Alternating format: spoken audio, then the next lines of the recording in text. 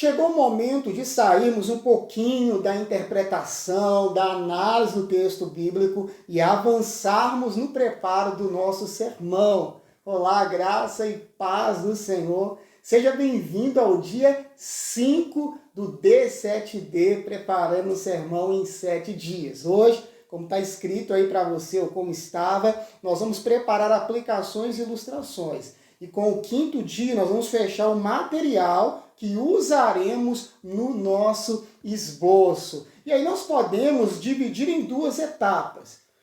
Uma escrever as aplicações e outra escrever as ilustrações. Não tem muito segredo. Embora nos meus outros cursos eu ensino uma série de exercícios, uma série de dicas para cada um desses 2 itens, que eu vou fazer aqui agora é dar uma explicação para você e depois mostrar o que eu fiz para que você entenda de fato o que é aplicação, o que é ilustração e principalmente o que você tem que fazer. Vamos lá? A aplicação é o seguinte, de forma bem simples, é quando você diz o que a pessoa tem que fazer. Só que eu estou aplicando alguma coisa. Então essa coisa, no nosso caso, como pregadores, é a palavra de Deus. Então a aplicação é o seguinte, você pega uma verdade bíblica e você mostra como a pessoa vai colocar em prática hoje. Isso é aplicação. Quando eu digo pessoa, você pode se referir a uma pessoa em específico, um cônjuge, um filho, um pai, uma mãe. Você pode falar com uma igreja, com um novo convertido, com os membros de ministério que ajudam na obra de Deus. Você pode fazer essas aplicações direcionadas para as pessoas. Então, quando você diz o que tem que ser feito ou o que não deve ser feito, você está fazendo uma aplicação. Quando você também diz no que a pessoa deve crer a partir daquele ensinamento, daquela verdade, ou no que ela não deve acreditar, você também está fazendo uma aplicação. Quando você mostra uma doutrina e como essa doutrina funciona hoje, você está aplicando também. Então, basicamente é isso. Agora, tome um cuidado. Você não pode escrever aplicações em sua cabeça, isso é legalismo. Ah, você não pode ouvir música secular. Se a música não tiver um rótulo escrito gospel embaixo, você não pode ouvir. Isso é ser legalista. Isso é você querendo estabelecer limites para algo que a própria Bíblia não estabeleceu. Então, vamos, não se atenha ao meu exemplo, eu sei que ele é um pouquinho polêmico, mas eu quero que você entenda o seguinte. Você tem que pegar um texto e você tem que aplicar a verdade escrita naquele texto. Pronto, acabou. Agora, outro detalhe importante que eu faço o tempo inteiro das minhas aulas, que são as ilustrações. O que é ilustração? Ilustração é qualquer coisa que jogue luz a uma explicação ou aplicação. Quando eu digo jogar luz, eu quero dizer que ilumina, que esclarece, que facilita o entendimento. Isso é uma ilustração. Eu vou te dar vários exemplos aqui agora. Quando você conta uma história, você está ilustrando o texto bíblico. Se você viu recentemente uma pregação que eu fiz, onde eu fiz uma exposição de Mateus 14, eu inventei uma historinha coloquei um nome ali para um cristão e uma rotina. Ele chegando de manhã, levantando atrasado, batendo o pé na cadeira, pneu furando. É uma historinha, uma ilustração. Frases são ilustrações, testemunhos, exemplos do dia a dia. Sabe quando você cita o exemplo do trânsito? É uma ilustração. Você está lá pregando sobre domínio próprio e aí você quer falar daquele momento no trânsito, você toma uma fechada de alguém, a pessoa nem a seta dá e aí você tem que se controlar. Isso é uma ilustração. E aí eu vou colocar algumas aqui, você também vai colocar. E aí, outra informação importantíssima. Assim como as aplicações têm que ter a ver com tudo que você estudou até agora, nas últimas aulas, nos últimos dias, a ilustração também. A ilustração ela vai ilustrar ou as aplicações que você escreveu primeiro, ou as explicações. Fica a seu critério. O mais importante é você pensar. Por exemplo, nós, ao lermos o texto, nós entendemos que o texto fala de conduta. Tem alguma ilustração sobre conduta do cristão? Nós percebemos no texto também aquela questão do cristão não poder dizer que ele anda com Deus se ele está andando no pecado. Você tem alguma ilustração a respeito disso? É assim que deve ser o seu raciocínio. Ah, eu preparei uma ilustração X.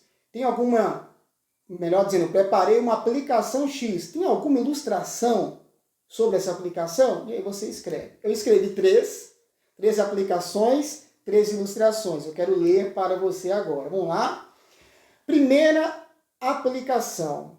Você pode ser uma pessoa na igreja e outra pessoa fora da igreja. Então, note que aqui eu estou trabalhando aquela questão da hipocrisia que o texto traz. Da pessoa dizer que é de Deus, dizer que serve a Deus, mas andar nas trevas. E aí eu vou virar e vou mostrar para a igreja. Hoje é assim.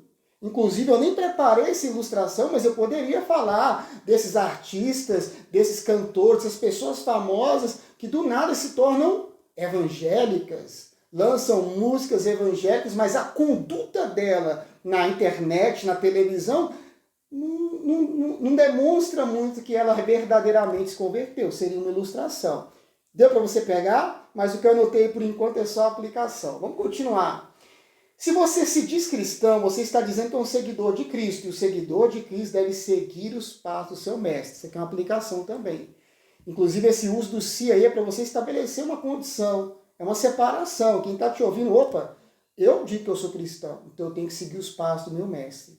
Eu estou fazendo uma aplicação mais geral também, não muito específica, mas com essa condição.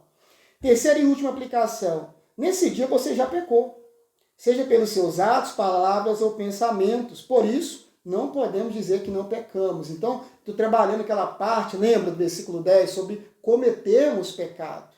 E aí eu estou dando aqui, estou fazendo essa aplicação, mostrando para a pessoa que seja por pensamento, por atos, por palavras, naquele dia, mesmo que seja um domingo pela manhã, que ela esteja ouvindo isso, ela já pecou. Agora vamos para as ilustrações. Primeiro, história da mulher fumando e indo para a igreja. Percebeu aqui? Melhor dizendo, eu vou explicar primeiro para você entender melhor.